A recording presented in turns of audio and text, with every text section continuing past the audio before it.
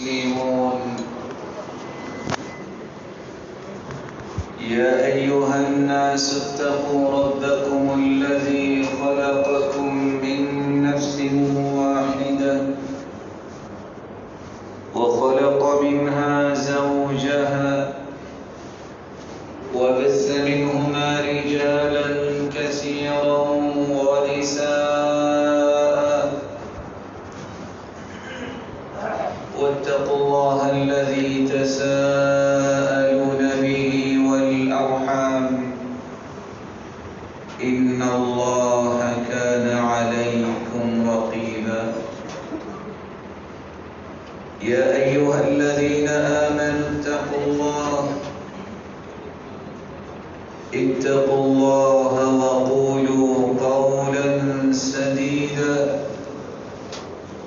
يصلح لكم أعمالكم ويغفر لكم ذنوبكم ومن يطع الله ورسوله فقد فاز فوزا عظيما. أما بعد فأعوذ بالله من الشيطان الرجيم. ذلك الكتاب لا ريب فيه هدى للمتقين.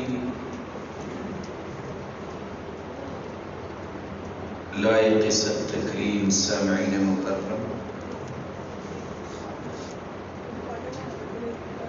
اللہ ذوالجلال ہم سب کے خالق و مالک اور رازق ہیں. اس کا بے پناہ احسان ہے جس نے ہماری تربیت اور تزکیے کے لیے ہادی و مرشد بنایا اس ذات کو جو مخلوق میں سب سے اعلیٰ ہے، محمد رسول اللہ صلی اللہ علیہ وسلم. اس ہستی کی تربیت پانے والے اللہ ذوالجلال کو اتنے پسند آئے کہ مالک الملک نے ان کو رہتی دنیا تک پوری کائنات کے لیے نمونہ بنا، بلکہ ان کے ایمان کو قیامت تک آنے والی انسانیت کے لیے میزان اور مقیاس بنایا. کون سے اصول تھے جن اصولوں کی روشنی میں ان کی تربیت کی گئی اور انہوں نے اس تربیت کو قبول کیا؟ ان اصولوں میں سے ایک اصول یہ تھا کہ رسول اللہ صلی اللہ علیہ وآلہ وسلم کی ہر وہ سنت، ہر وہ خوبصورت ادا جو اللہ ذوالجلال نے اپنے پیغمبر کو عطا کی تھی، اس کو اختیار کرنا اور اسے اپنی زندگی کا حصہ بنانا، اور پھر انہی اداؤں پہ اپنی زندگی کے زاویوں کو درست کرنا، یہ صحابہ کرام کا طرہ امتیاز تھا.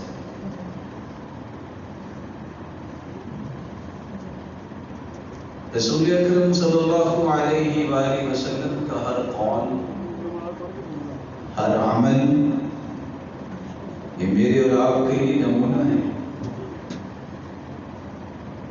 ام ہشام رضی اللہ تعالی عنہ جو حارثہ بن نعمان کی بیٹی ہے، یہ وہ جلیل القدر صحابی ہے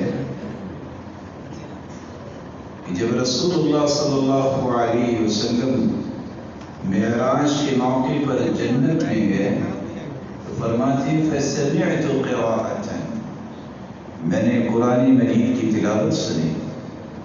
فقلت من هذا، میں نے جبریل امین سے پوچھا یہ کون ہے؟ جبریل امین نے جواب دیا حارثہ بن نعمان، یہ حارثہ بن نعمان ہے.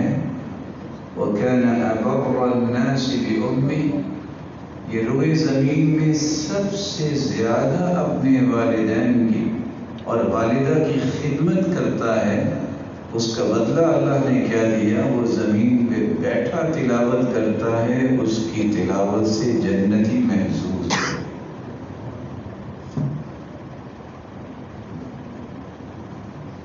یہ وہ واحد جلیل القدر صحابی ہیں، سرور کائنات تشریف فرما تھے اور جبریل بھی بیٹھے ہوئے تھے۔ تو حارثہ بن نعمان رضی اللہ تعالیٰ عنہ گزرے اور انہوں نے سلام کہا، تو جبریل نے سلام کا جواب دیا۔ کچھ وقت کے بعد اللہ کے رسول صلی اللہ علیہ وسلم نے پوچھا، حارثہ جانتے ہو تم نے کس کو سلام کیا؟ کہا میرے علم میں تو نہیں۔ کہا وہ جبریل تھے، تم نے سلام کہا اور جبریل نے سلام کا جواب دیا۔ ایک دوسرے موقع میں اللہ کے رسول صلی اللہ علیہ وسلم بیٹھے تھے، جبریل امین بھی، سیدنا حارثہ بن نعمان شرما گئے کہ کہیں گفتگو میں خلل نہ واقع ہو جائے، تو چپکے سے گزرے۔ تو جبریل امین کہتے ہیں حارثہ نے سلام نہیں کہا۔ تو اللہ کے رسول پوچھتے ہیں جبریل تم جانتے ہو اسے؟ کہا میں جانتا ہوں، یہ ان لوگوں میں سے ہے جو جنگ حنین میں 80 لوگ جنہوں نے مضبوطی کے ساتھ اللہ ذوالجلال کے دین کے لیے کھڑے تھے، اور اس کی آل اولاد کو اللہ جنت میں بڑے رزق عطا کرے۔ رسول اکرم صلی اللہ علیہ وسلم نے پھر حارثہ کو بتایا کہ حارثہ تم نے سلام کیوں نہیں کہا؟ کہا اللہ کے رسول صلی اللہ علیہ وسلم صرف اس لیے کہ آپ کی گفتگو میں خلل نہ آئے۔ یہ حارثہ بن نعمان اور عمران بن حسین، اللہ تعالیٰ نے ان کو ایسا کمال دیا جو کسی کو حاصل نہیں ہوا۔ 30 سال تک عمران بن حسین رضی اللہ تعالیٰ عنہ بیمار رہے، لیکن 30 سال کے اندر لا شکا ولا بکا ولا تذمر، ایک دن بھی کسی انسان کے سامنے نہ رو کے دکھایا اور نہ ہی شکایت کی، اور نہ ہی اس پہ وہ کبیدہ خاطر ہوئے کہ مجھے بیماری کیوں لگی ہے۔ حالت یہ تھی کہ تہجد پھر بھی نہیں چھوڑتے تھے، اور جب صبح وضو کر کے بیٹھتے تو یہ واحد صحابی ہیں کہ فرشتے آ کے ان سے مصافحہ کیا